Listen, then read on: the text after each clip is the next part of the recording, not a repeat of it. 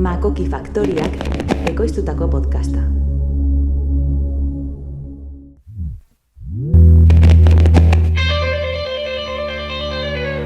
Marruma kulturalak.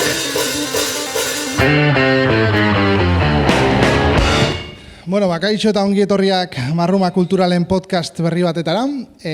Gaur, ikusten dituzu hemen kamera batzu dauzkagula eta horrelako hitzaldiak grabatu egiten ditugu gero sareetara igotzeko.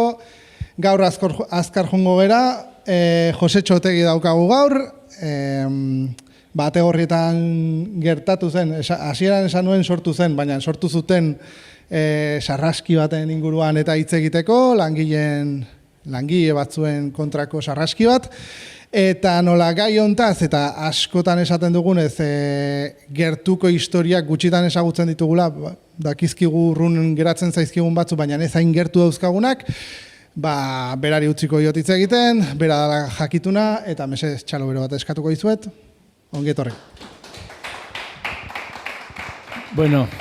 Eskerrik asko etortzeagatik. Ategorrieta 1991, bai? Jende gutxi daki, Donostian, hemendik oso hurbil gertatu zela Euskal Herriko historiako langile sarraski gogorrena. Gasteizkoa gainditzen zuena. Gasteizen 5 langile hil egin zituzten, Ategorrietan aldiz 7 langile izan ziren Guardia Zibilak hildakoak. Nola daiteke hainbeste denboran onelako desmemoria eta isiltasun harri bat erortzea halako gertakizun lazgarri baten gainean, bai?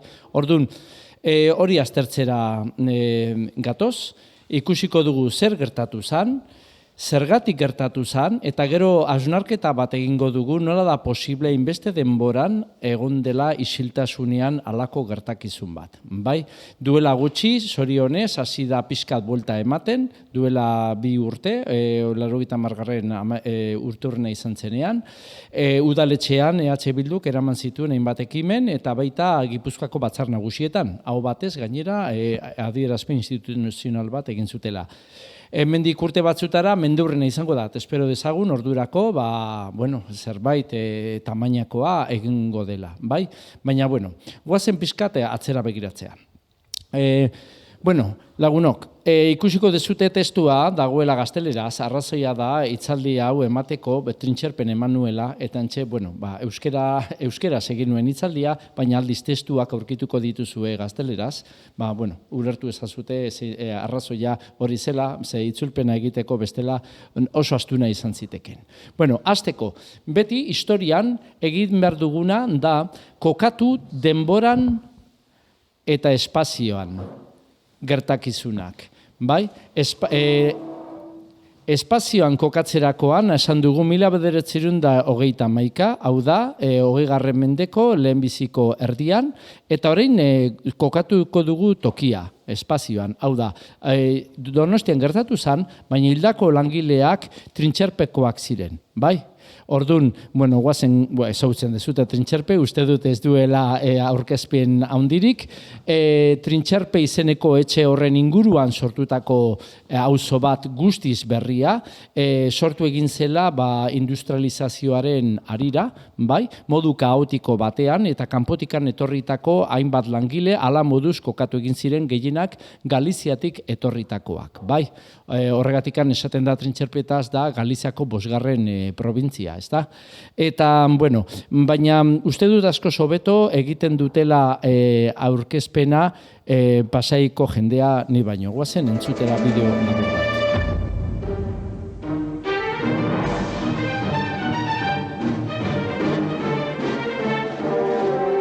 Actualmente los gallegos radicados aquí somos unos 63.000 y pico, según la última estadística del Eustat, lo cual quiere decir que actualmente el gallego es el tercer idioma más hablado en la comunidad autónoma vasca.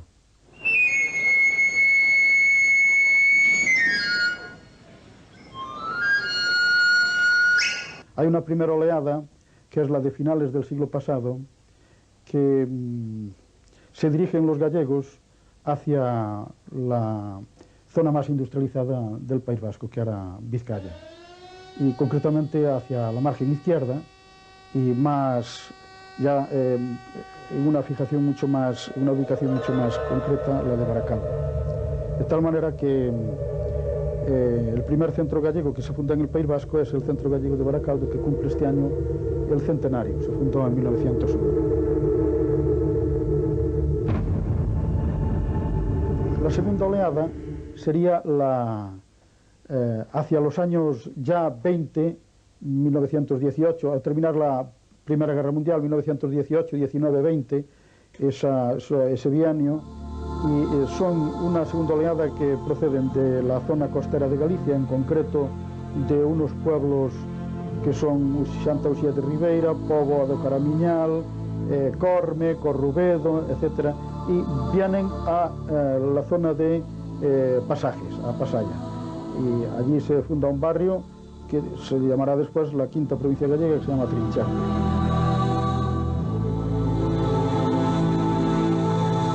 Pasaiako herria Gipuzkoan dago, Donosti ondoan. 15 kilometro daude bestalde Pasaiatik Frantzia eta Espainiako estatuak bereizten dituen mugaraino. Pasaiako udalerriaren sorrera ez da zaharra. Badiako urek ematen dioten konfigurazio orografiko berezia kontuan hartuz, bi barruti historikoak, San Pedro eta Donibane hain zuzen, Donostiako hiriburua eta Hondarribiko herriarekin lotuta agertzen dira historian zehar. Pasaiako portuaren kudeaketa erakunde ezberdinen esku zegoenez eta gainera ardurak zatituta agertzen zirenez, 1805 urtean San Pedro eta Donibanek herri bakar bat sortzea lortu zuten. Pasaiak dituen beste bi barrutiak, Antxo eta Trintxerpe hain zuzen, askoz berriagoak dira, eta biak portuko jarduerek bultzatuta sortu ziren. 19. mendearen bukaeran Antxo eta 20. Trintxerpe. Trincherpe nace por y para la pesca. Es un trozo de la ensenada de la Herrera, a la que los gascones llamaban Port de la Plata, y que en una de las bandas era el tráfico comercial. La otra banda, la del camino de San Pedro a San Sebastián, es una ribera enfangada que no tiene ningún valor. Hasta que con el comienzo de la pesca de arrastre por parte de los burgueses donostiarras se fijan en esta zona y a partir de la segunda decena del siglo XX construyen una serie de instalaciones y ahí empieza a funcionar la pesca de arrastre. Armadoreak orduan Donostian zeuden, baina ikusi zuten Trintxerpe toki hobea izango zala eta hautza eramatea erabaki zuten. Flota. Eta hor berez prinsipalenetakoa Andonaegi izan zen. Eta Andonaegi erosi zuen Trintxer. Eta bere inguruko soroak eta baratzak. Eta gero jakine konturatu zen Trintxerpera barkuak emanezko jendea behar zara eta jende gutxi sobrare barkutarako eta Galizia juntzan eta Galizitik ekarri zituen 100 marinel gallegok. Vinieron en relación con la fundación de una empresa bacaladera, la PISBE, y más en concreto fueron llamados para suplir a los trabajadores autóctonos con motivo de una huelga. Por lo tanto, ellos llegaron aquí, en realidad, sin saberlo, como esquiroles. Cuando algunos se percataron de la situación, pues regresaron otra vez a sus lares patrios, otros se quedaron, y desde el principio, por tanto, al llegar con esa connotación de esquirol, hubo una especie de suspicacias entre los autóctonos y estos trabajadores gallegos, y esas suspicacias todavía durarían bastante tiempo.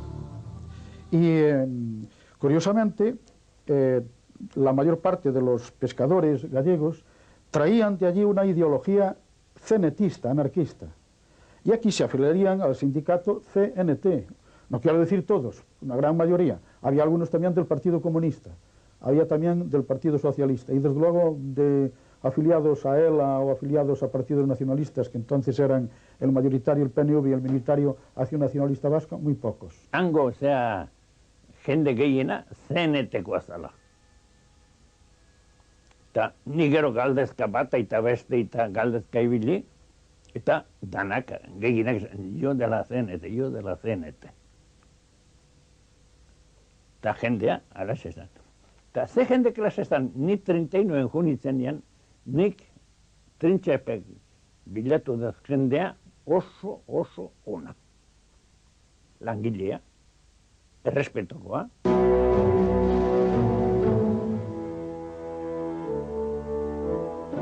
Entonces, esa connotación de ser izquierdistas, radicales, de utilizar procedimientos radicales en consonancia con la ideología cenetista, como por ejemplo la huelga revolucionaria, como es el caso de comienzos de la República, una famosa huelga que terminó con una manifestación desde Trincherpa hasta San Sebastián y un enfrentamiento grave con las fuerzas del orden en Ategorrieta con varios muertos y heridos.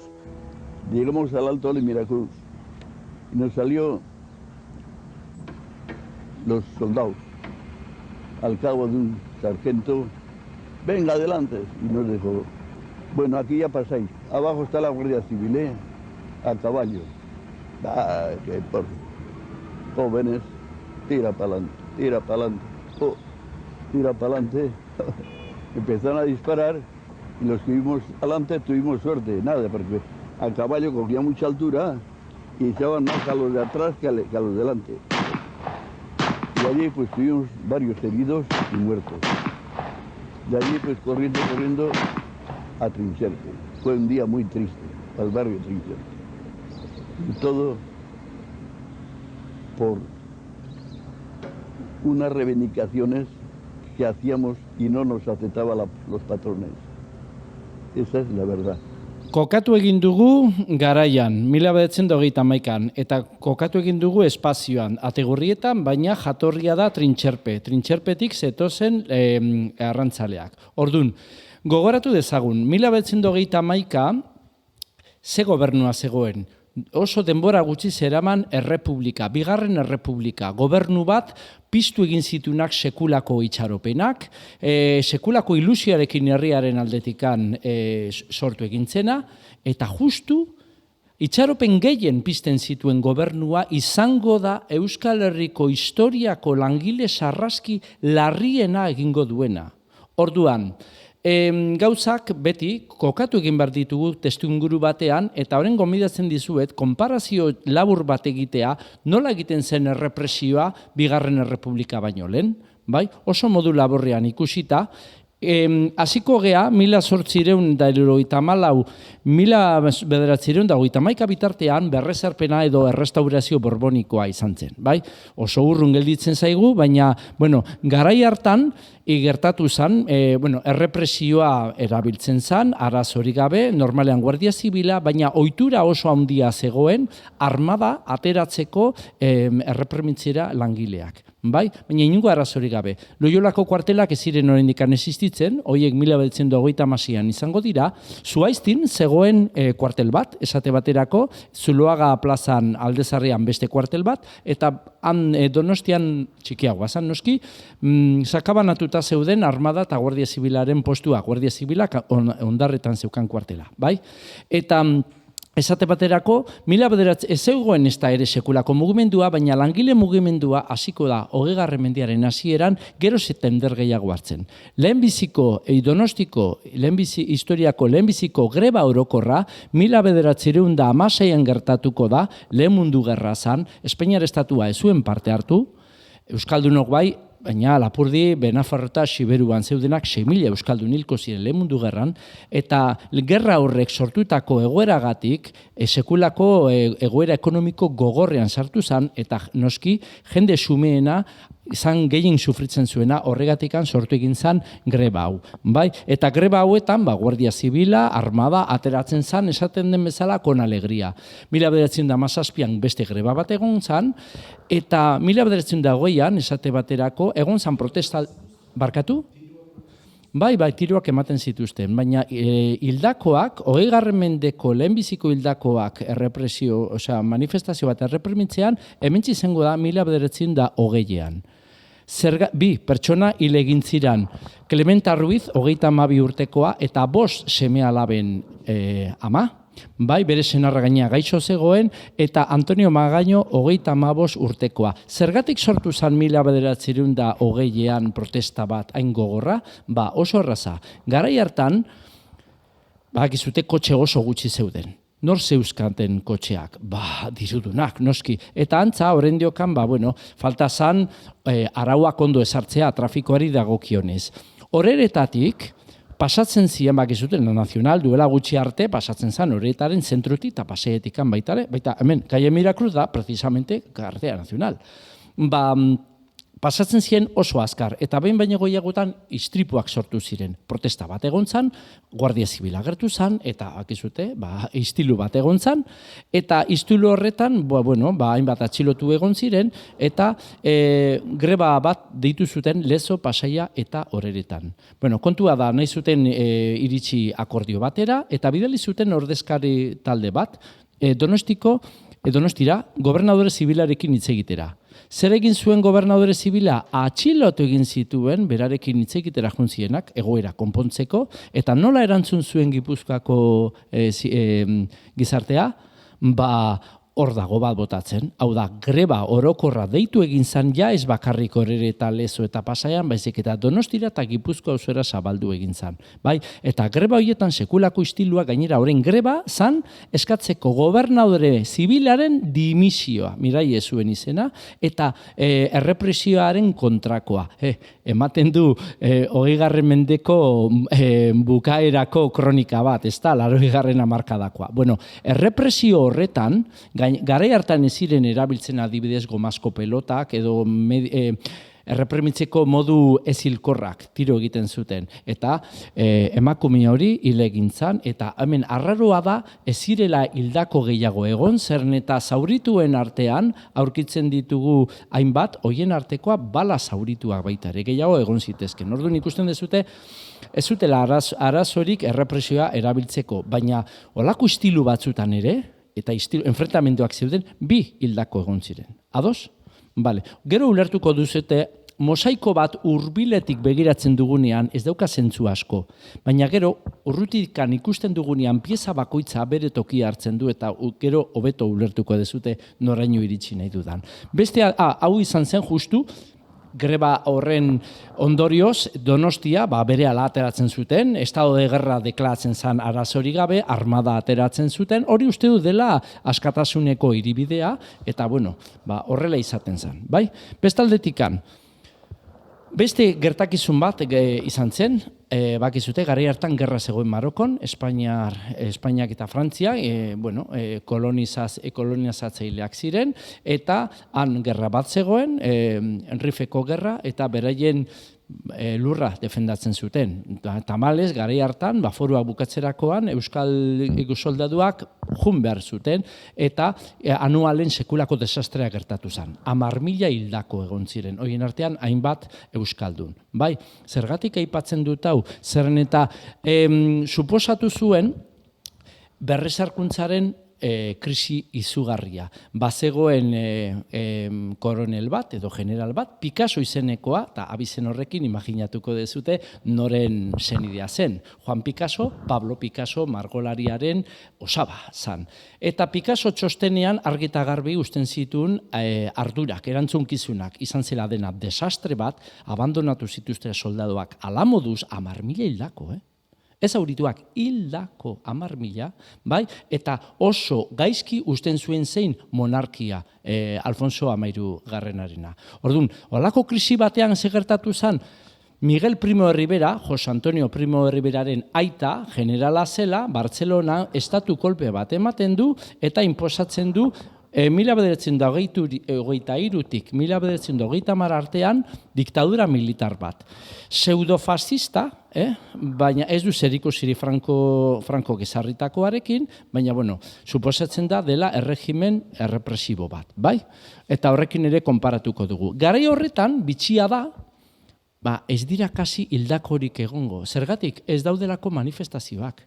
Da estatu polizial bat, osea, errepresio da etengabekoa, debekatuta daude komunistak, anarkistak, euskal abertzaleak, katalanak, debekatuta dago euskara, debekatuta dago katalana, dena dago debekatuta, eta orduan, klaro, nola bedizateko la paz de los cementerios, honela, ez da inor mugitzen, eta karo, konparazioan, eta hau eskubiak erabiltzen du, begira errepublikan zenbat hildako, eta Aldiz Frankoren garaian, edo Primo Riberaren garaian zela saitasuna, klaro, estatu polizialak zirelako. Ados?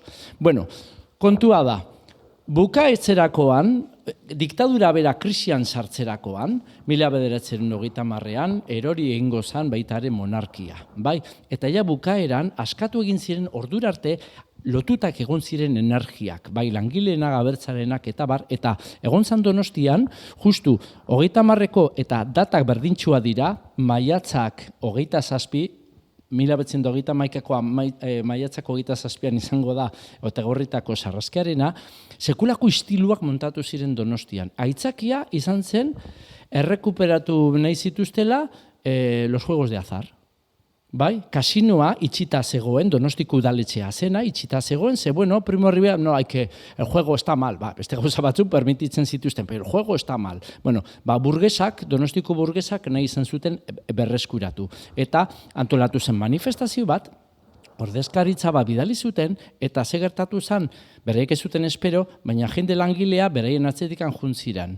Eta, karo, han itxoiten zari zirela, gobernu zibilaren barruan zeudela negoziatzen, kanpoko jendea, tentsioa gero eta gorago, eta bukatu ziren iraintzen poliziak, harrikadaka eta hauek tiroz. Eta balaz, zauritu pilo bat egon ziren, istilo hauetan. Ikusten dezute, prentxan nola gertu zan, un herido grave, varios leves, disturbios en San Sebastián. Beraz, ikusten dezute, horren berriz ere, diktadura bukatzerakoan, ikusten da, gizarte tentsioak ere islatzen direla kalean. Bai, ados? Bueno, iristen da azkenean, orain diokan, Errepublika ez da iritsi, baina Donostian izan zen, Garibai kalea ikusiko dezute hortxe, los italianos, izozki den da, bertan dago, goian zegoen Errepublikarren lokala. Eta bertan elkartu egin ziren, hainbat indar politikoak, PSOE, katalanak, errepublikarrak, eta erabaki egin zuten pakto bat, Errepublika ezartzeko, bigarren Errepublika ezartzeko Espainiar estatuan, bai? Zegoen alde publiko bat, izan zela hori, eta ikusten dezute jende asko elkartu zela, baina gero zegoen pakto sekretu bat baitare, hau da, altxamendu armatu bat errepublikaren alde. Bai, gertatu zena urte berdinean, baina abenduan. Eta Donostiko gobernu zibila zegoen Okendo kalean, bakizuten on dagoen hazienda, Ogasuneko eraikin moderno hori bertan zegoen, oso eraikin polita, baina espekulazioak bota egin zuen, tamalez, kursal zaharra bezala, eta bertan sartu egin ziren, itxilotu batzuk nahi zituzten askatu, tiroketa bat egon zen, eta hemen arraroa dena, 2 polizia hil egin ziren, normalean zen jende arrunta hildakoa izatea. Baina, da bitxikeri bat, baina Errepublikan aldeko altxamendu bat egon zela Donostian baitare. Baina, ikusten dezute, olako gertakizun lasgarrietan ere, 1, 2, ez askoz gehiago, bai. Ikusten dezute, gutxi gora nahik pizkat neurtuta batzutan txiripagatik, bai. Eta honela, iristen gea, ikusten dezute, levantamiento republicano, 12 de diciembre de 1930, eta, ez dugu jarraituko. Bigarren Errepublika, 1931ko apirilak 14. Eta non aldarrikatu zen lehenbiziko aldiz, bakizute ez? Eibarren. Orduan, Errepublikak sekulako itxaropenak piztu egin zituen, sekulak oso, noski, eskubiko jendea zegoen ikaratuta, ea zerretortzen zaigun, Alfonso Amairu, aitona del Mata Elefantes, que está por ahí por Dubai, edo, hartu egin zituen maletak, egin zezaken oberena egin zuen, hartu eta ospa egitea. Izan ere, Juan Carlos Roman jaioko da, bai? Rey de España, nació en Roma, en fin, esas cosillas. Kontua da, sekulako itxaropenakin iristen da Errepublika, bai? Eta, honelako momentu bat baitare ikusten dezute mobilizazio handi bat egon zan, hau da, Pasaian, hainbat jende mugitzen zan Errepublikaren idein inguruan, baina Aldi berean, sekulako beharra zeukaten langileak, jende xumeena, bereien egoera, nolabait ikustea benetako aldaketa gertatzen zirela. Gogoratu ezazute, 1921, baina 2 urte lehenago, 1929an izan zen depresio handiaren hasiera. Wall Streeten, el crack del 29, eta gero izan zen domino efekto bezala iritsiko zen Europara, eta bar. Bai, orduan, jende xumea egoera gogor batean bizi izan, eta behar zituzten aldaketak, eta horiek ikusi, baina karo, sortu berria zen errepublika, denbora behar zuen horretarako. Orduan, hemen ikusiko dugu sakonean dagoen gai bat, errepublikaren bizio edo ikuspegi oso ezberdinak ikusiko ditugu errepublikaren aldeko indarren artean. Eta kontraesan horiek, ezkerreko talde oso iraultzaileak eta ezain iraultzaileak, definizio falta hori sekulako zama izango da errepublikaren zehar, eta ikusiko duzute ze kontraesanak adieraziko diren, otegorriteko sarraskiak agerian utziko duenez. Bai, bueno, orduan ja, guazen gaira. Trintxerpeko langileak. Bueno, beraien bizi lan baldintzen gatik, deklaratu ziren greban, bai?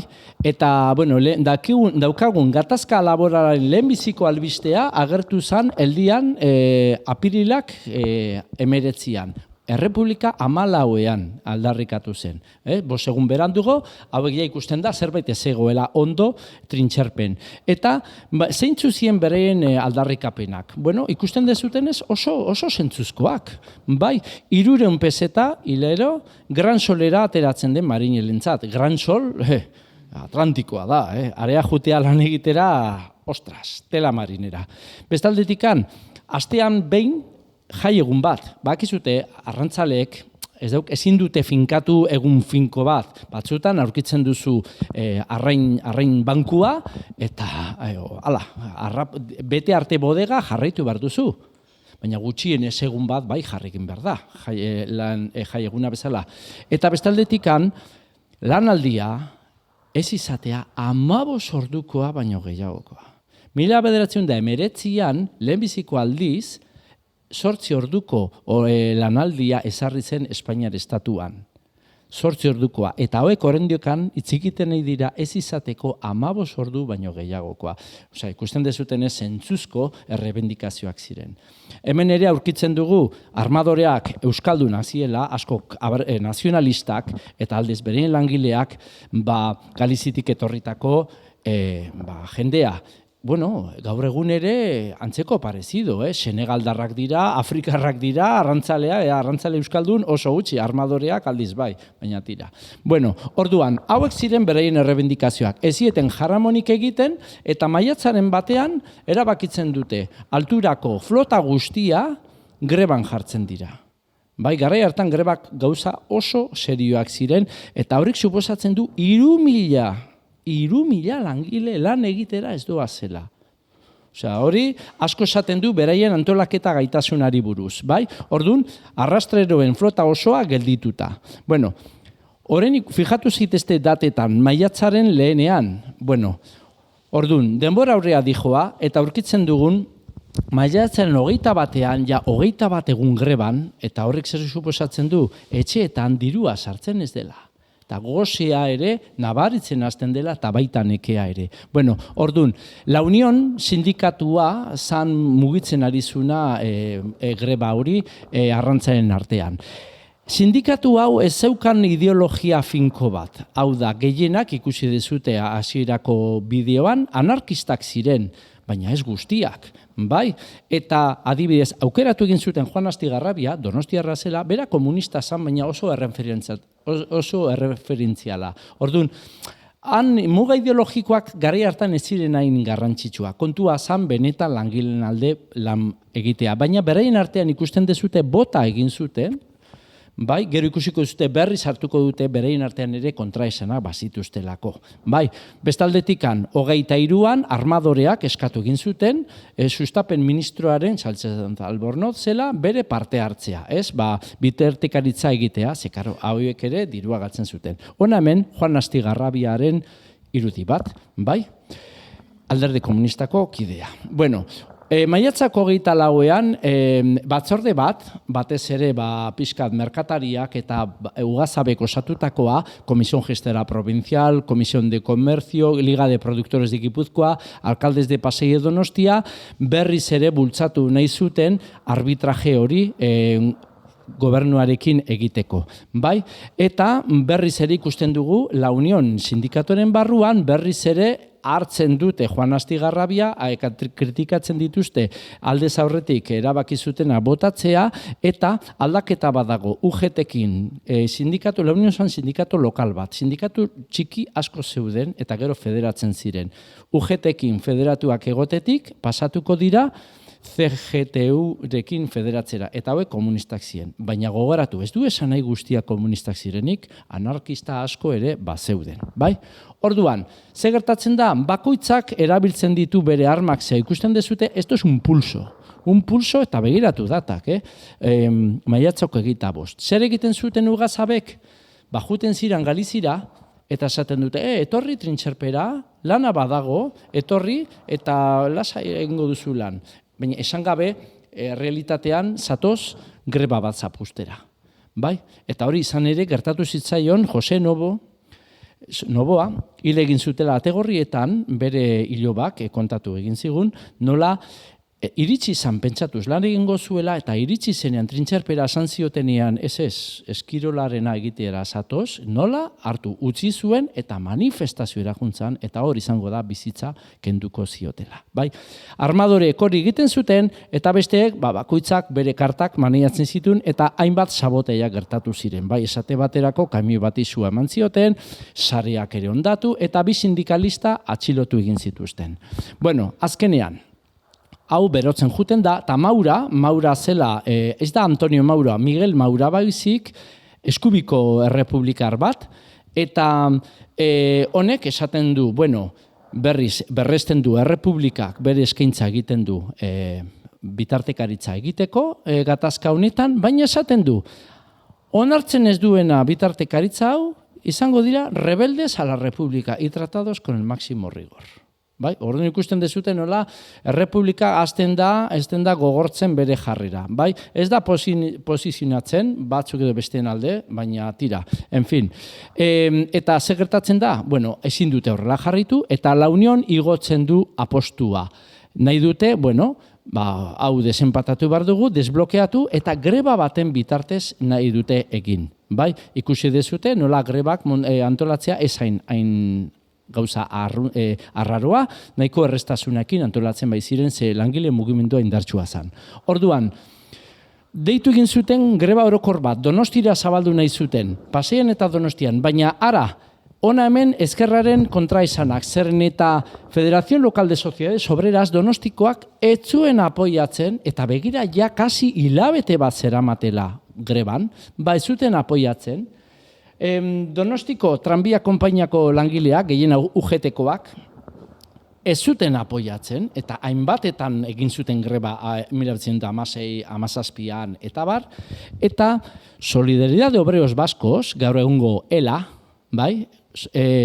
ez zuen apoiatzen. Orduan ikusten dezute zergatik UGT ez du apoiatzen hori. Zen eta momentu horretan gobernua osatzen zuen Partido Republicano Radical Socialista eta PSOE. Bai?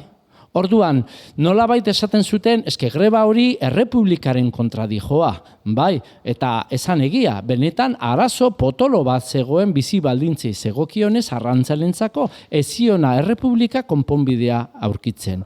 Orduan, zer egin?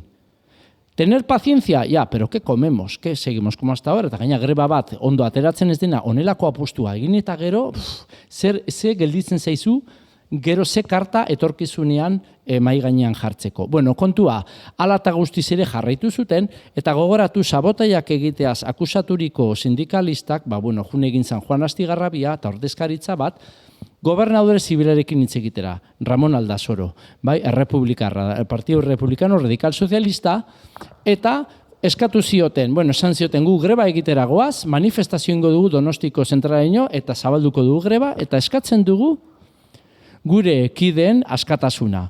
Eta ematen du, bentsat hori esaten zuen Aldasoro, momentu batean tentsua asko igozan, Eta Astigarrabiak esan ziola, edo askatzen dituzu, edo indarrez askatuko ditugu, edo ulertzen, subió de tono, la conversación. Bai, orduan, Aldazorok esan zion, manifestazioa zela Donostira iritsiko, eta presegoela indar guztia edo medio guztiak erabiltzeko hori ez gertatzeko. Hona hemen Ramon Aldazoro gero berari buruz hitz egingo dugu. Eta orduan iristen gea 1931ko maiatzako 27 madarikatu horretara.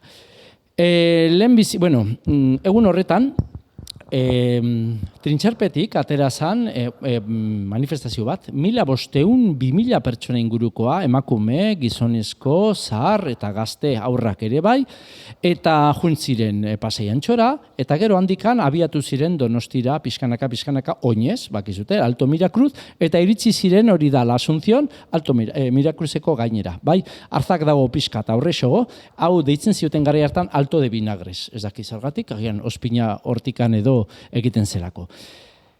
Zer gertatu zan hor, armadaren barrera bat zegoela. Bai, soldaduak zeuden eta ez usteko pasatzen. Zer gertatzen da, garai hartan, badakizute soldaduzka derrigorrezkoa zela. Horrek suposatzen du, ez zela profesionalak ziren ofizialak, baina soldaduak herriko semeak ziren. Nola ingo dute tiro? Agian beraien senideak hor zeudela, edo agian beraiek ere horrela bukatuko zuten behin soldaduzka bukatuta, kontua da, iritsi zirela, eta manifestazioa baketsua zan.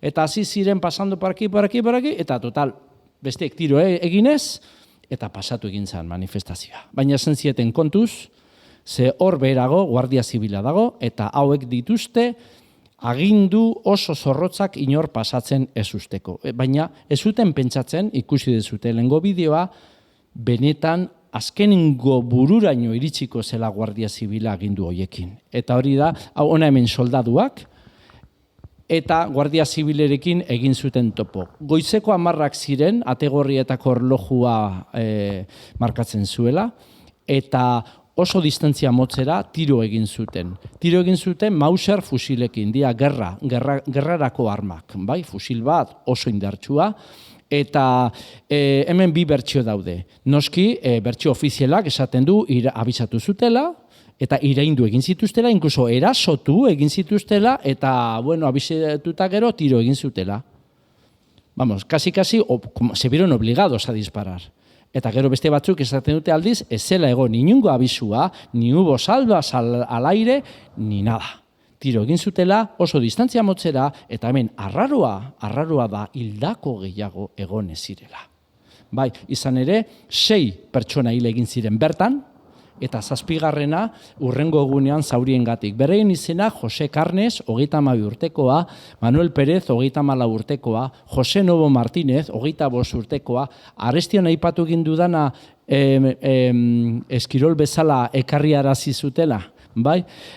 Antonio Barro, 31 urtekoa, Julián Zurro Pérez, 19 urtekoa, uste dut hau gainera Valladolid ingurukoa zela, gaztelakoa, edo, Jesus Camposoto, 23 urtekoa, eta egunetara Manuel López Díaz, 26 urtekoa.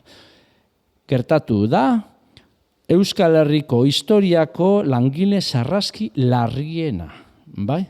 Bueno, eta zaurituak, hoiek guztiak, bai, agian gehiago izan ziren, askoz balaz, eta, hemen interesgarria da ikustea adinak, daukagu 17 urtekoa Vicente Sainz, baina baita ere daukagu 32 urtekoa Lizardo Zapata esate baterako, eta gauza bat interesgarria, ze ordura arte ematen zuen, langile mugimendua bakarrik osatzen zuten, Espainiatik etorritako etorkinak. Batez ere Bizkaian, ezta?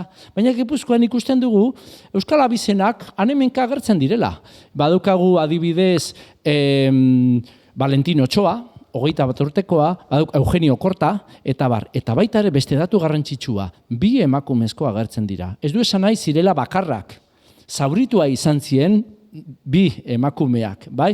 Gehiago zeuden, noski, Carmen Candanal, 27 urtekoa, eta Providencia Ajeita, 21 urtekoa, bai? Orduan, hau izan zen, gertatu zena, ategorrietan. Hona hemen, Poioeko hilerrian, gaur egun aurkitu daiteken, dokumentua, fijatzen baldin bazeate, hemen jartzen du, arrazoia, causa de defunción, herida por arma de fuego, bai? Hora agertzen da, argi eta garbi. Bueno, eta sartu egin zituzten non fosa komun batean, bai? Gero ustu egin zuten. Hor ere, heriotzan ere ikusten da klase ezberdintasunak, zehazki hor Polloeko, Kaie San Maximon, justu toki horretan, ja ez daude, noski. Bueno, honelako gertakizun bat ezin da gelditu horrela. Ez da berehala hartu eta zabaldu egin zan albistea, gogoratu ez zegoen WhatsAppa, ez zegoen telefonoa, baina gauza hauek berehala zabaldu egin ziren.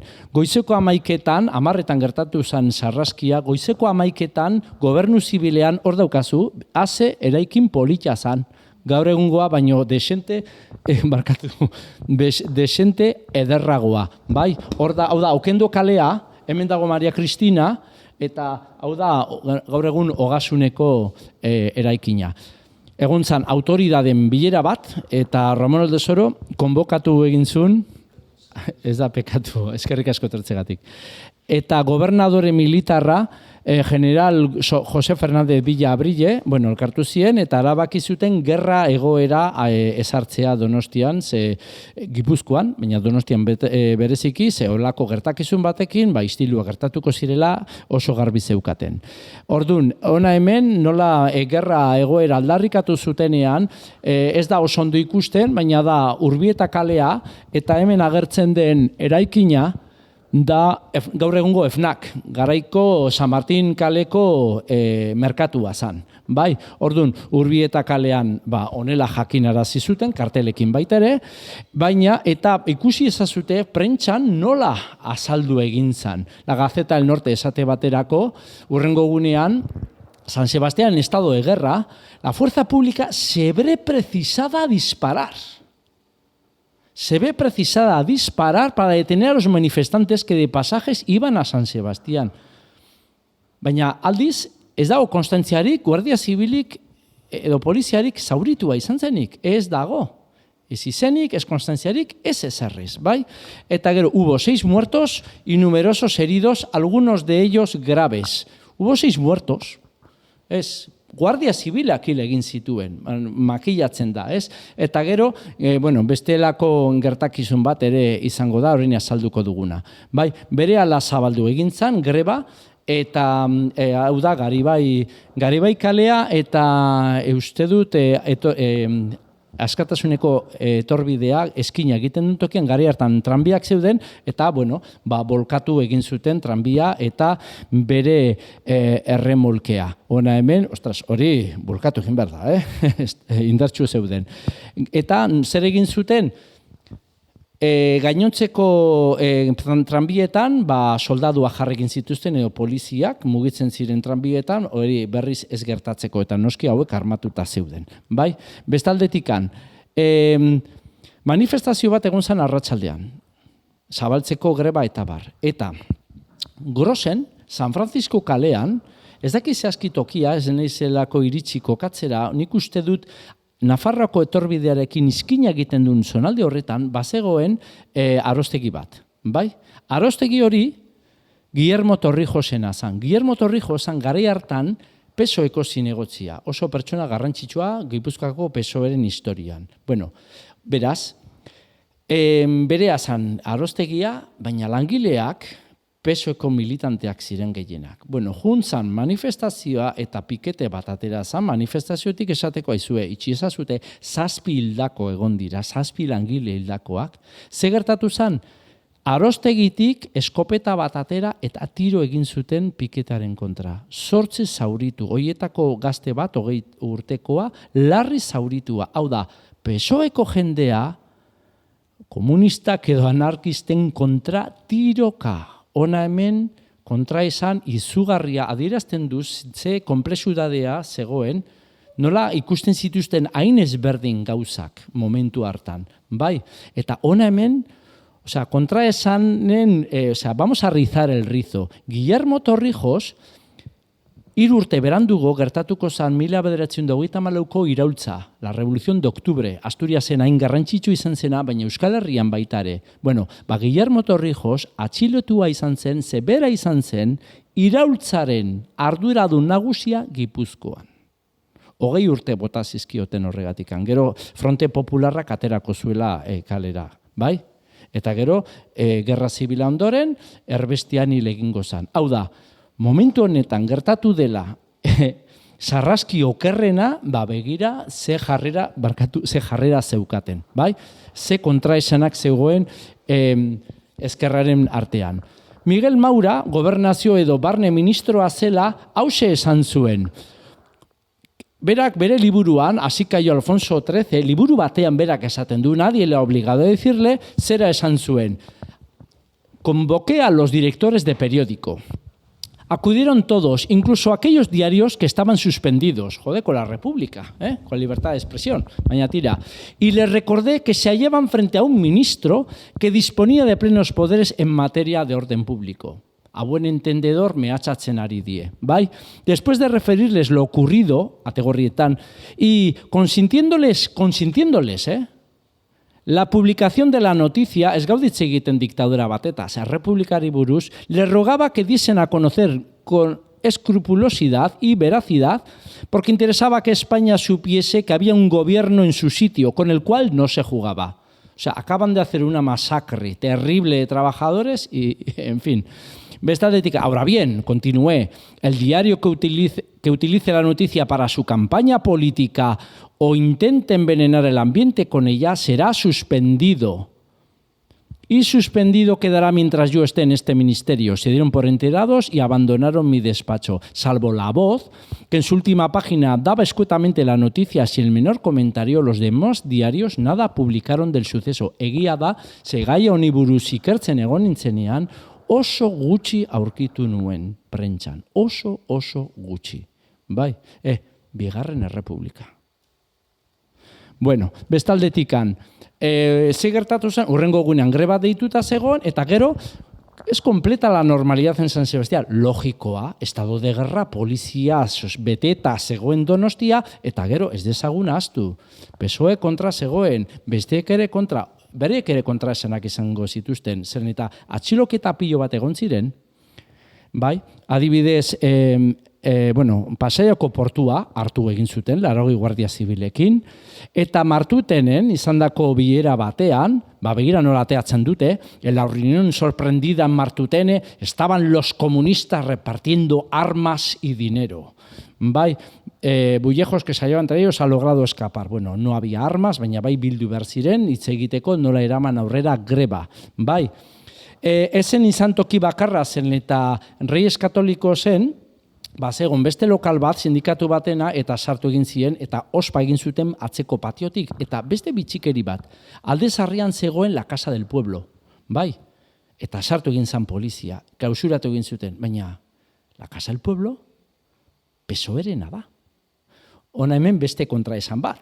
PSOE gauza batzutako ez, eta aldiz susmoak dituzte, nola baitere, karo, jarri gaitezen, garaiko PSOE ez da gaur egungo PSOE, oso ezberdina zan, benetan batzuk oso pentsamendu iraultzailea zeukaten, eta segurazko, bat baino gehiago kontraesan gogorrak izango zituztela. Bueno, erreakzioak, bai, Donostin, no, todo normalia, claro, estaba todo tomado, Bilbon ere egon zen erreakzio bat, baina UGT kontra zegoenez eta poliziz bete egin zuten ez guztiak, Bilbon pixkatxo bat erantzuna, gai hartan, komunistak indartsuak ziren tokitan gehiago, baina ezer gutxi.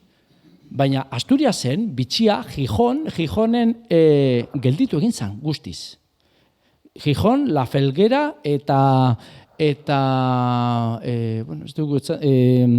beste toki Kandasen gelditu egin zuten, eta hor zergatik CNT-koek ere bat egin zutelako, eta aurrea atera zuten manifestazio bat, eta gainera manifestazioen bukaeran eskatu zuten, bata salatu egin zuten, hau ezela nahi zuten errepublika, eta eskatu zuten Guardia Zibilaren disoluzioa, bai, non eta Gijonen. Bestaldetikan hori da. Paro general en Gijón, pero no en Asturias. Eta gero, Ricardo Baroja, Ricardo Baroja, imaginatuko dezute, izen horrekin noren anaia zan. Pioren anaia, bai? Joite maldimazeate berara, berako institutoa Ricardo Baroja izena dauka. Bueno, Ricardo Baroja zan artista bat, izugarria, grabador, polifacético, izugarrizko artista zan. Bueno, kargu garrantzitsu bat eman zioten, uste dut Secretario de Exposiciones del Bellas Artes, hau da, ministeriotik emandako kargu bat oso potoloa, berazan Errepublika zalea. Izan ere, itxura hori dauka, ze begi bat galdu egin zuen, Errepublikan aldeko mitin batera zijoala kotxistripu bat izan zuelako. Bueno, Ricardo Baroja izan zuen adorea dimisioa aurkezteko eta azaldu egin zuen Solidaridad Obrera publikazio anarkistan ateratako artikulu batean zergatik aurkeztu zuen bere dimisioa. No puedo seguir después de los incidentes de Sevilla, Sevillan ere gonzango zian, y San Sebastián. Haze duintasuna erakutsi zuen. Bai? Bestaldetikan, ze gertatu zen, grebarekin, greba jarraitu egin zuen. Bai? Eta, azkenean, 800 grebalari elkartu ziren asanblada batean, eta azkenean ikusita egoera, ze gertatutakoa, erabaki zuten onartzea gobernuaren bitartekaritza, eta ordezkari batzuk izendatu zituzten, jarritu zuen greba, eta azkenean, gerra egoera altxatu egin zen, baina Donostien Pasaian Daureretan mantendu egin zen, 6 atxilotu egon ziren, eta hauek gartzelan bukatu zuten. Azkenean, ekainera iristen da greba, gozea dago, eta Pasaian ere, ikusten dezutenez, antolatu Pasai San Pedroko irakasleek, antolatu egin zuten jai bat diru ateratzeko aurrei, langileen, arrantzaren aurrei, egunean otordu bat ziurtatzeko. Bai? Eta, la Sociedad Recreativa San Pedrotarra ofreció una función en cine moderno cuyas entradas fueron destinadas a paliar las consecuencias de la huelga. Azkenean, ekaina bederatzean gobernuak arbitrajea publikoa egin zuen, eta arbitraje horretan arrantzaleen eskakizuna jasotzen ziren. Bai, azkenean. Eta baitare sindikatua legitimidade bat irabazi egin zuen, errekonozimendu bat, eta, azkenean, ekainak 12, arrantzaleek itxasoratu egin ziren. Bai? Haze adorea, junda bilatu olako greba bat gaur egun.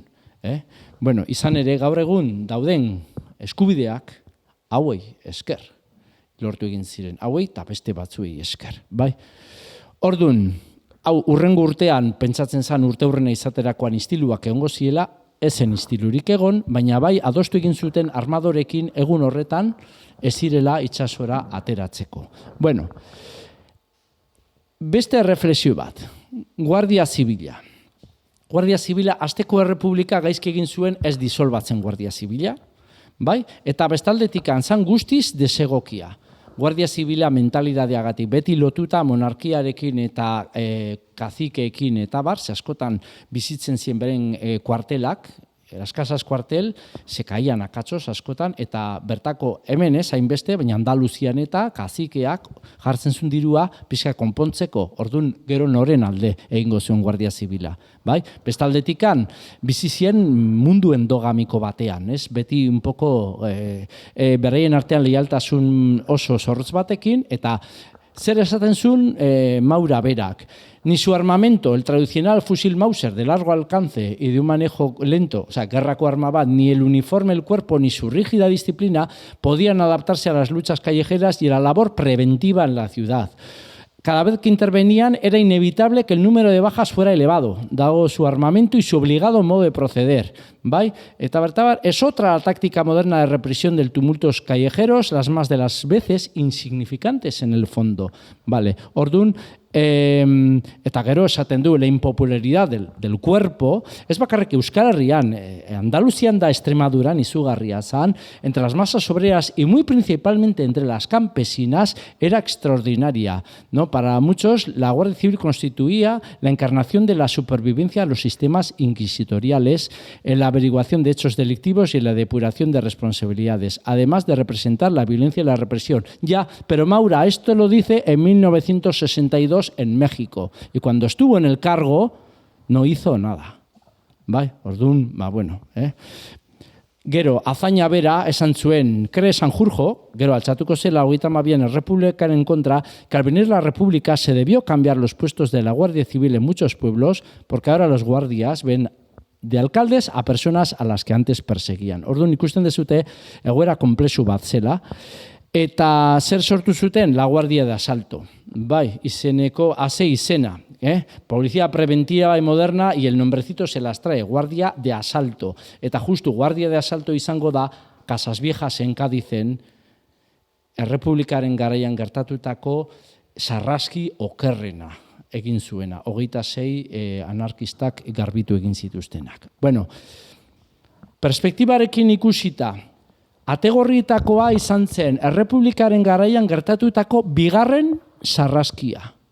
Atarfen, justu ikusten dezute, maiatzaren 16an, ja gertatu zan bat, 5 hildakoekin, eta gero ikusiko dezute Malaga, Sevilla eta bar, gutxi gora bera, 8, 7, 6, eta gero iristen gea Arnedora eta 11 hildako.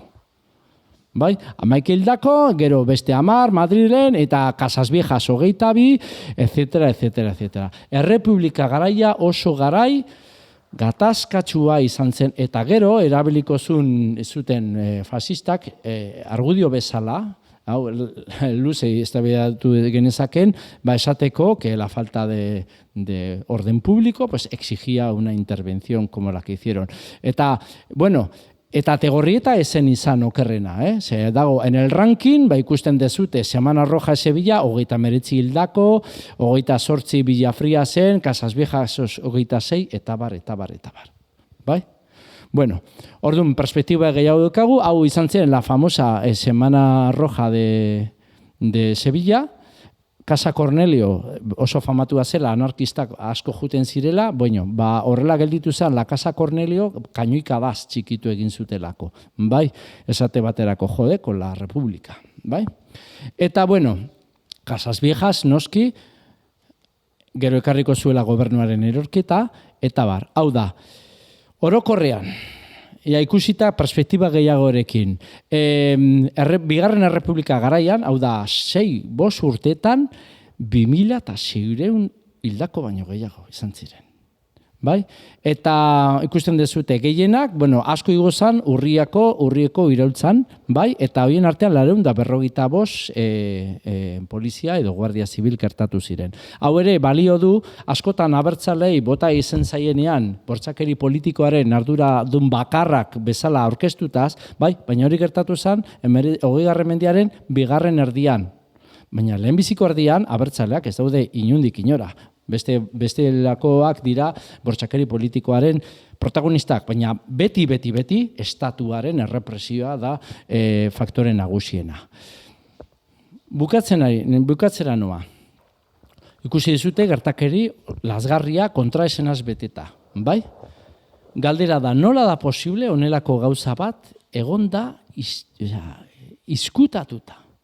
Eta ni ere, gogoratzen dut, txikitan ere, gauza asko egiten genitun, bestelako lehentasuna genitun, eta gerra zibila, gogoratzen zen, baina Ategorrietakoa hor gertatu zela, inoiz ez genuen landu gai hori. Guazen ikustera.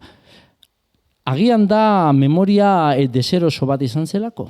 Bai, guazen ikustera. Ramon Aldasoro, ez zuen dimititu.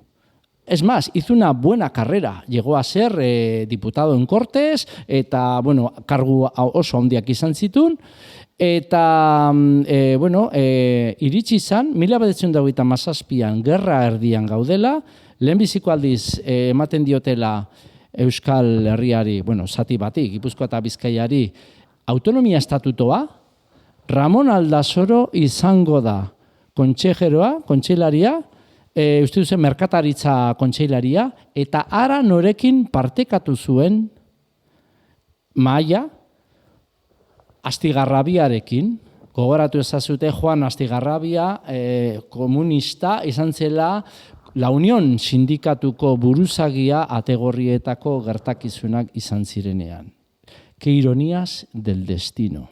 Bai, eta lehenago, Jesus Larrañaga, hemen Buen Pastor ondoan bizi zena eta alderdi komunistako buruzagi karismatikoa izan zena, Ramon Aldasoro berriz Frente Popularra sortu zenean 36 hauteskundetara juntzirenean mitinak partekatu zituen Jesus Larrañagarekin, eta agindu egin zuelarik Jesus Larrañagaren atxiloketa Ategerritako gertakizunengatik. Baina momentu horretan pragmatikoak izan ziren biak, eta erabaki zuten momentu hain zain larria, zera momentua elkartzeko indarrak, ze bestela, fascismoa zetorren eta tamalez, arrazoia zuten.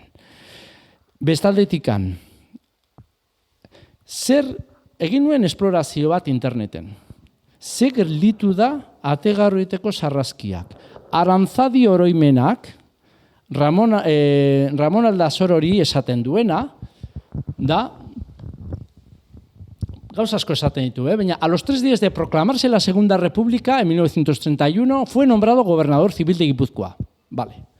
Los problemas con sus adversarios políticos se intensificaron dadas sus decisiones en el cargo. Por una parte, sacó a la policía en más de una ocasión para detener las protestas de los comunistas y anarquistas contrarios a la República. Contrarios a la República. Ez du esaten lan aldarrikapen aldekoak, hau gezurra da, ez ziren Republikaren kontrakoak.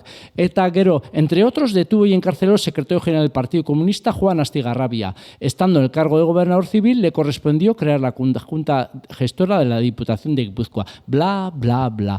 Ategorrieta no existe en la mención de Arantzadi oroimenak. Eta Arantzadi da referentzia bat interneten, Euskal Herriaren historiari dagokionez, oso larria. Bestaldetik Bilbaopedia, bai? Zer esaten zuen Bilbaopedia?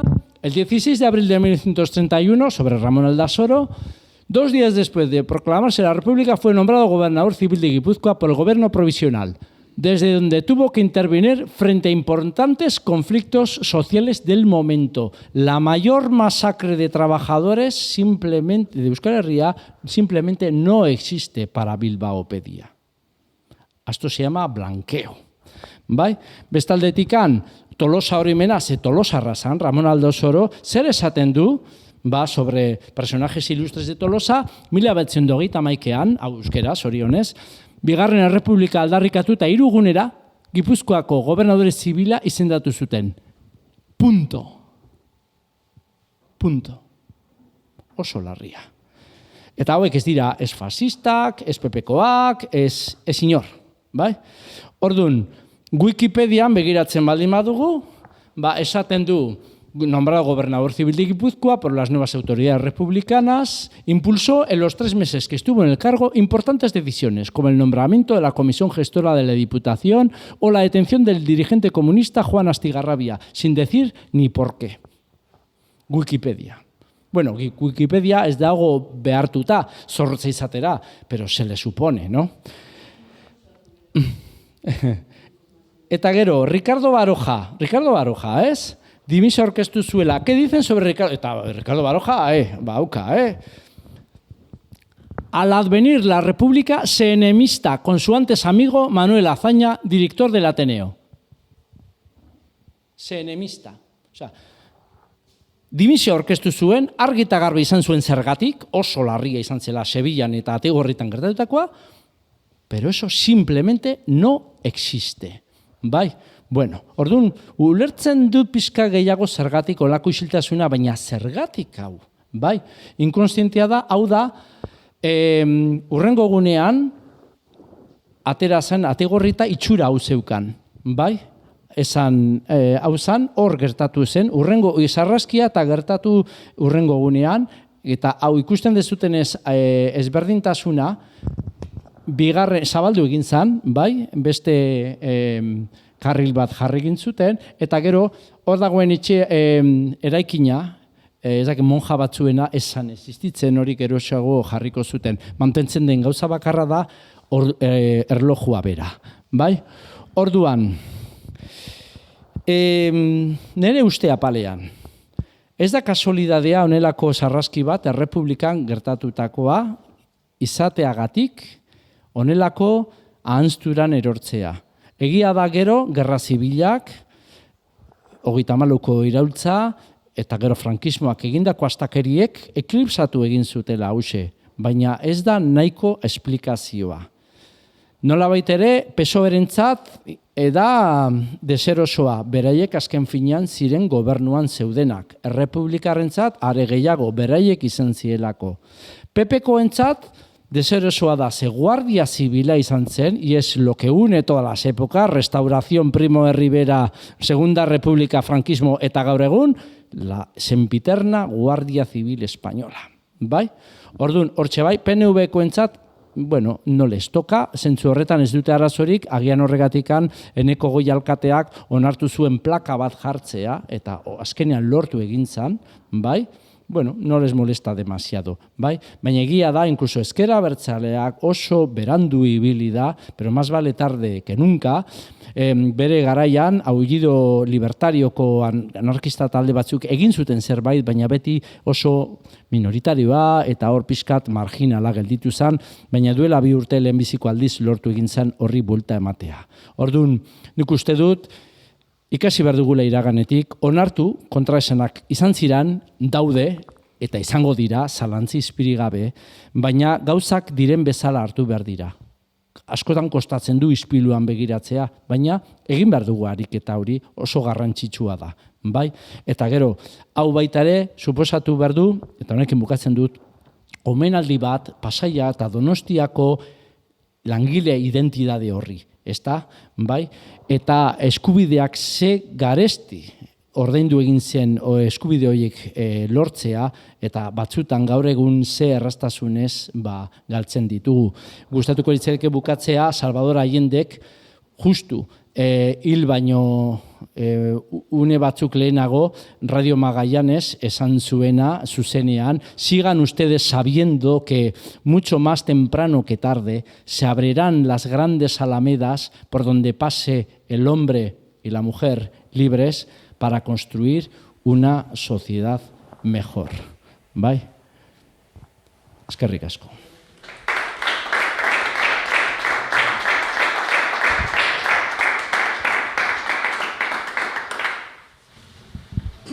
Inor galderarik badu?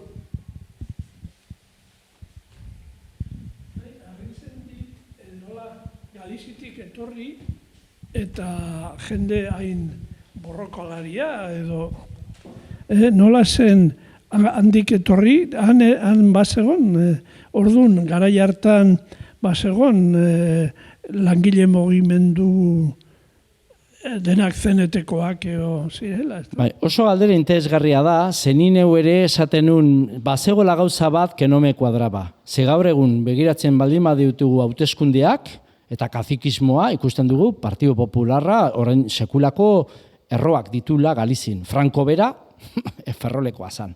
Bai? Eta orduan nola da posible, nola ulertzen da, gaina oso jende, ez pixka bat, oso borrokalariak eta hemen, hartu zuten fama bat, de trintxerpe, de nido de bolcheviques y paganos, eta zentzu horretan, ez zuten ematen Galizitik etorritakoak. Nik uste, antxe, bazegoen industria bat, baina ez Euskal Herrian bezain beste. Bai? Eta bestaldetikan, garai hartan, langile mugimendua indartsua zen, langile mugimendua Espainiar estatuan indar hartzen du batez ere Bizkaian eta Katalunian. Katalunian anarkismoa oso indartsua, 8 orduko lanaldia 1919an lortzen da, la canadiense enpresan egindako greba 40 egunekoa, osea, tela marinera.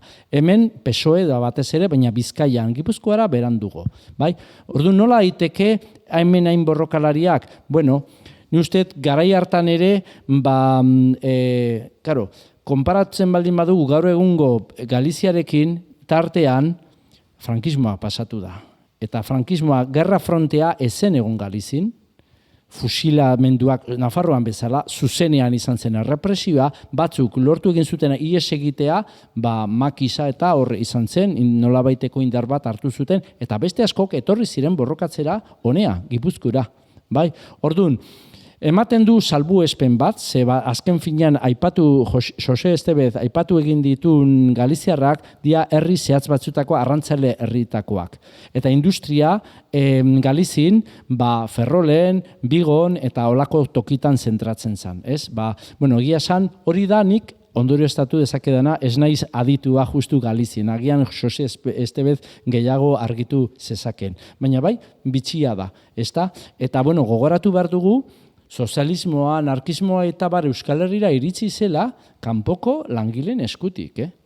Gero denborarekin izango da, konziliatzen dela, posible dela izatea ezkertiarra eta euskalduna, baina hori prozesu komplikatu bat izan zen. ANV 1930an sortzen da, eta bere aurrekaria, 1908 eta 2012an, el Partido Republicano Nacionalista Vasco. Ulazia izeneko gizon batena, han Bizkaian, baina oso txikitxoa, eta bere bazeukaten aldizkari bat, eta bere izena zen Aberria eta Askatasuna. Mesuena. Orduan, erro txikitxo batzuk, hasi batzuk ez zutela eman behar zuten guztia, baina prozesu bat izan zen. Orduan, kontestu horretan kokatu beharko genuke, bai? Oso adierazgarria da. Zer iruditu zaizue? Badago zerbait berria izan dena, zuentzako, harritu dizue, ezagutzen zenuten, zer iruditzen zaizue, honelako normal alda hain isilik egotea hainbeste denboran? Zer uste dezute? Ez kontraesan horiek, ez? Kontraesan pilo bat beraien artean, ez?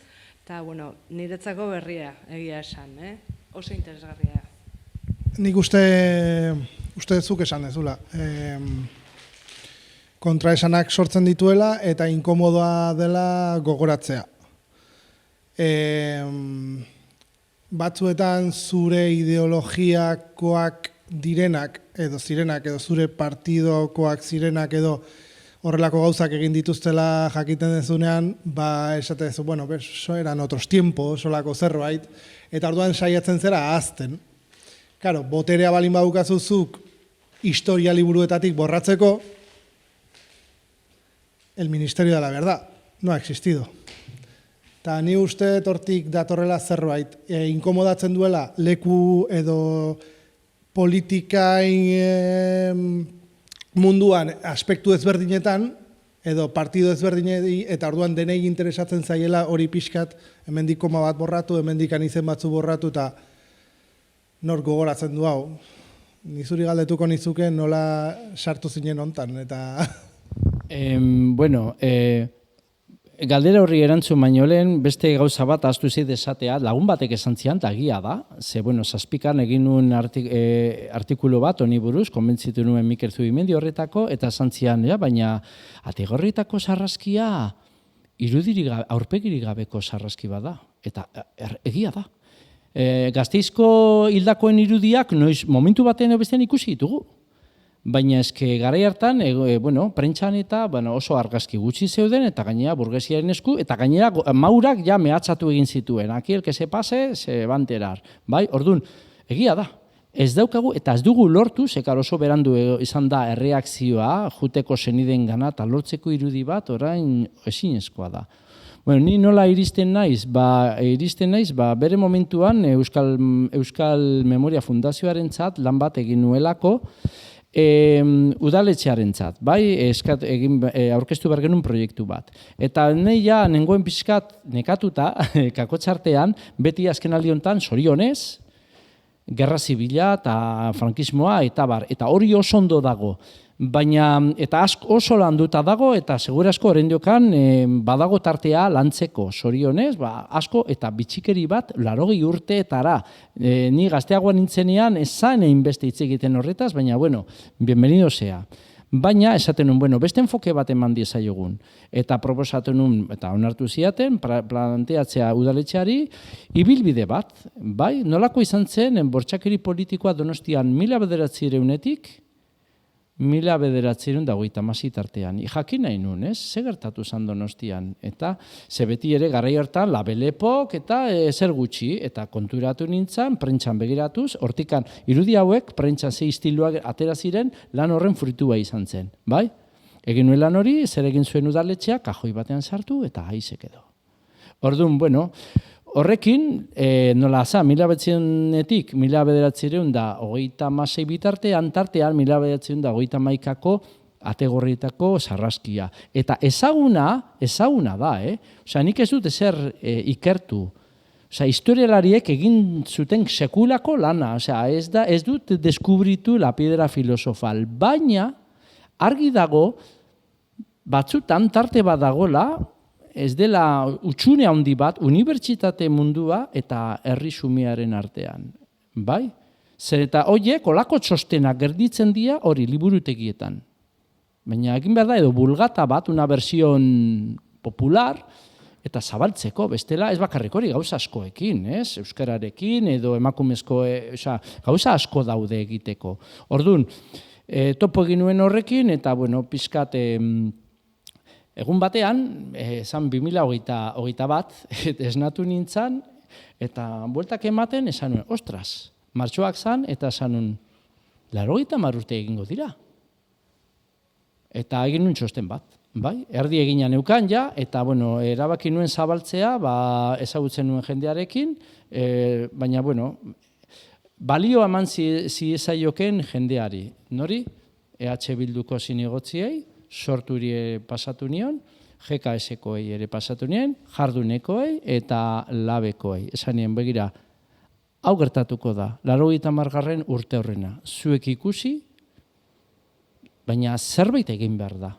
Eta zorionez, EH Bilduko Markel Ormazabal batez ere irakurrizun eta mugitu egin ziren, eta gaina gustatu zitzaidan nola egin zuen EH Bilduk, zen eta ez zuen bilatu domina bat jartzea, ezik eta esan zuen plenoan. Bueno, hau gertatu zen, ukaezina da, guazen guztion artean erabakitzera nola egiten dugun memoria ekintza bat honen inguruan. Eta egia, hau esan da, horrela esan da, oso zaila jarri zien bestei, ezetz esateko. Honelako gertakizun bati. Noski batzuk torzian el morro, PPkoak adibidez, Guardia Zibila delako. Bai? Baina besteak, en fin, orduan, karo, azkenean mugitu egin ziren, eta esan bakarrik EH Bilduren kontua, bezek eta implikazioa zabalagoa izan zen, eta bukatu zen, gaur egun dagoen ategorrietako plaka hori, jende asko ez dio jarramonik egiten, eta Gipuzkoako batzar nagusiek egin zuten aho batez deklarazio bat. Bai, orduan, hau esan da, baina, karo, 80 urteko anztura ez da erraza kentzeko, baina, bueno, urtero gutxienez, espero dezagun Leister, berriz ere, bueno, gehiago gogoratuko da, prentxan zerbait gehiago atera zan, deitu zidaten, irutxuloko hitza egin zian elkarrizketa bat, eta faktoria, jope, harritutan nengoen, baina interes erakutsi zuten, eta honek ere erakusten du irutxuloka izanien ikusten. Komunikabide xumeek ere, uste dezutena, baina eragin gehiago, ze hor irakurri egin zuten faktoriakoek, irutxuloko hitzan ikusi zutelako, eta, bueno, gai atera zan, orduan, hau esan da, ez dut nahi, ni ez dut inungo dominarik, osea, izan zen planetak elkartu ziren, ideion bat izan zen, eta zorionez, oihartzuna aurkitu nuen, eta, ke menos, baina no esperaba menos, aurkitu nuen jendearen artean. Orduan, hau esan da, Leister izango da mendeurrena. Uste dut, merezi duen, ospakizuna ez, baina omenaldi bat edo zerbait egin beharko dela. Bai, eta zentzu horretan, denborak esango du, baina segurazko ezberdina izango dela. Bai?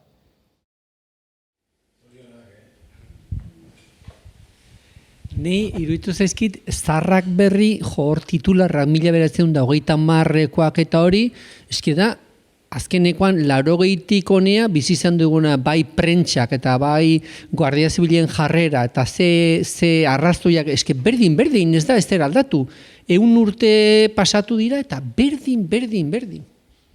Bai, ni ere horrekin aurkitu nintzen, eta gero ere baita ere ikusi nun, lehen arrestian ipatu dut, baina beti ezker abertzaleari edo abertzalei, azkenengo, 50 urteetako borroka armatua, aurpegit irute zaie, eta Baina eske bortxakeri politikoa ez da bakarrik abertzalen kontu bai izan. Ikusten dugu, beste protagonista batzuk izan ziela, eta, bueno, hau da, ategorritakoa, gero, urriak 1924ko urrian, ere egongo dira hainbat gauzak, eta bar, eta estatua beti hor egon dela. Orduan, izan da tamalez konstante bat gure historioan, aurre egin behar zaio horri, zezuk esan bezala, ostras, berdin jarraitzen baldin badugu, urtea aldatuko banu, kasi kronika berdina dela iruditzen zait, ostras, zer pentsatu eman beharko luke.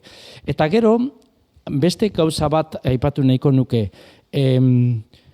olako hitzaldietan, tamalez, zuzea gazteena, okerrez banago, zenbat urte dituzu?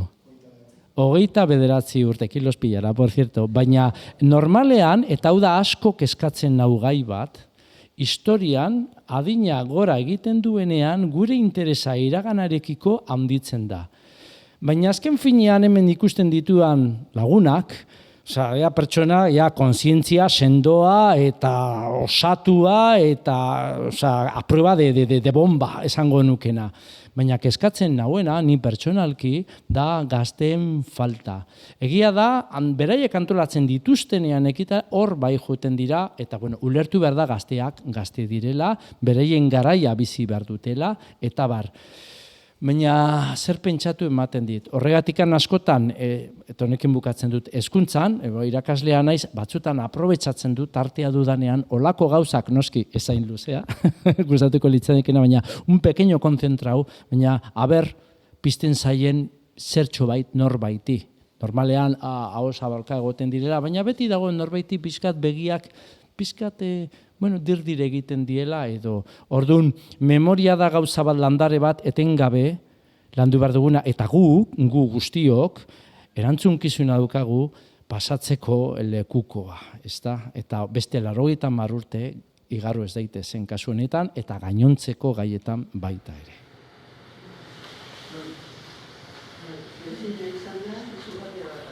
Izugarria.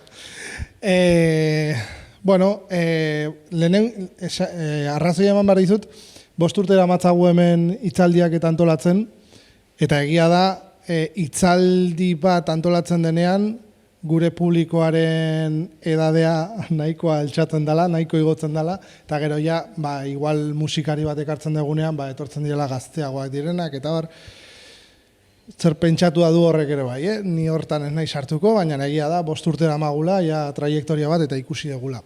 Eskerrik asko, zeren kriston onartuko izut ia ez nekiela ezer, pixka salsatu nula jakiteko zertaz hitz egin bartzen nula gaur, baina utzi nau zurrin. Eta ez dakizuei berdina pasa zaizuen, bazen egiten zerbait ikustera edo entzutera zentozten, baina podcast hau igoko dugu sareetara, ea balio duen beste medio batek zudeitzeko eta mesedez eskatuko dizuet kriston txalobero bat gaurkoa izan da ikarra. Mesedez, ez konfunditu, eskertuta dagoena, ni naiz. Eskerrik asko marrumari, sekulako ekimen interesgarriak antolatzen dituzue, eta eskerrik asko zuei, benetan oso unkitutan nago. Eskerrik asko.